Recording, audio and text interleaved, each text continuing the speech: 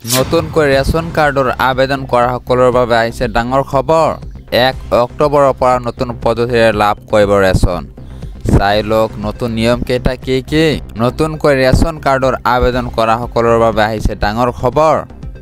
1 অক্টোবৰৰ পৰা নতুন পদ্ধতিৰে লাভ কৰিব ৰেচন। চাই লওক কি নতুন নিয়ম। সম্পূৰ্ণ নতুন পদ্ধতিৰে ল'ব লাগিব ৰেচন। চাউলৰ লগতে প্ৰতিগৰাকী হিতাধিকাৰীয়ে পাব চেনি, দাইল আৰু নিমখ। মুঠ 4বিধ সামগ্ৰী লাভ কৰিব ৰেচন কাৰ্ডৰ গৰাকীয়ে। বজাৰ দৰতকৈ কমকৈ লাভ কৰিব ৰেচন। প্ৰতি কেজি চেনি লাভ কৰিব মাত্ৰ 38 টকাত। প্ৰতি কেজি মচুৰ দাইল লাভ কৰিব মাত্ৰ 69 টকাত।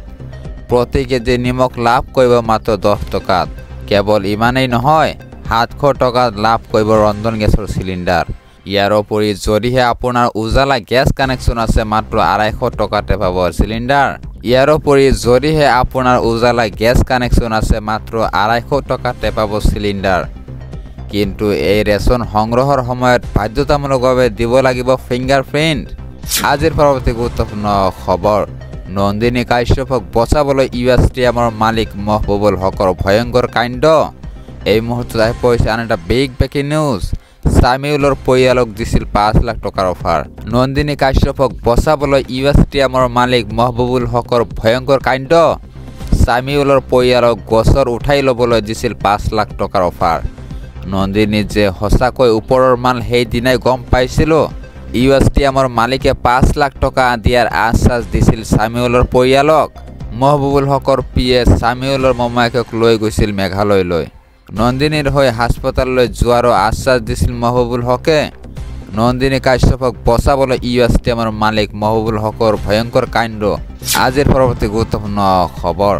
লখিমপুৰত চলিব পুনৰ উচ্ছেদ। 7 দিনৰ ভিতৰত ঘৰ খালী কৰক।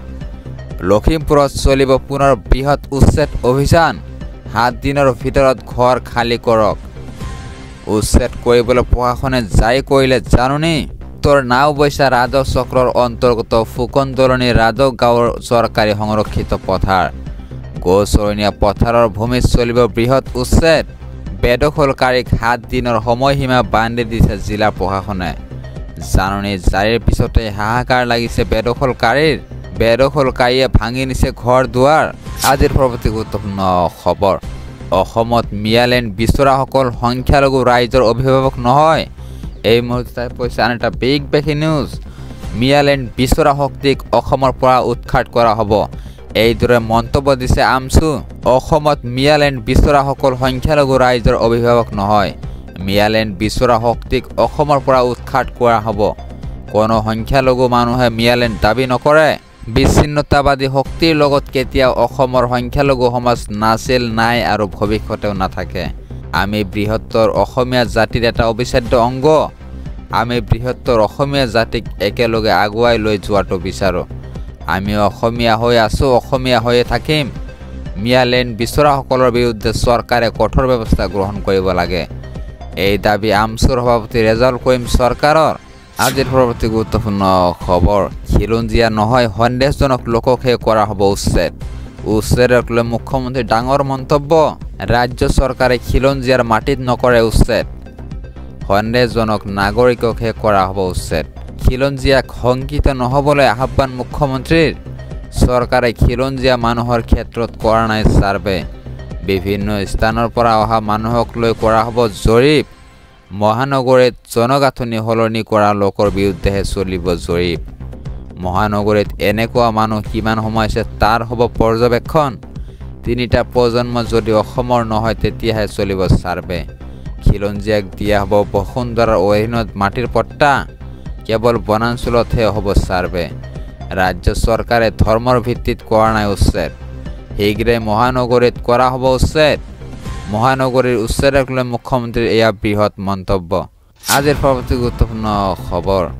আৰক্ষীয়ে সাধাৰণ জনতাক দুৰ্ব্যৱহাৰ কৰিছে নেকি? দিয়ক অভিযোগ, হাই নাযাব কোনো আৰক্ষীয়ে। আৰক্ষীয়ে দুৰ্ব্যৱহাৰ কৰিছে নেকি? মুহূৰ্ততে চাকৰি যাব আৰক্ষীৰ। আৰক্ষীৰ ব্যৱহাৰক লৈ পুনৰ কঠোৰ হৈছে মুখ্যমন্ত্ৰীয়ে।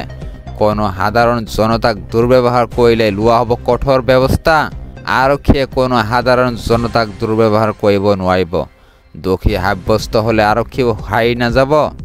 জনসাধাৰণৰ সৈতে আৰক্ষীয়ে কৰিব লাগিব ভাল ব্যৱহাৰ।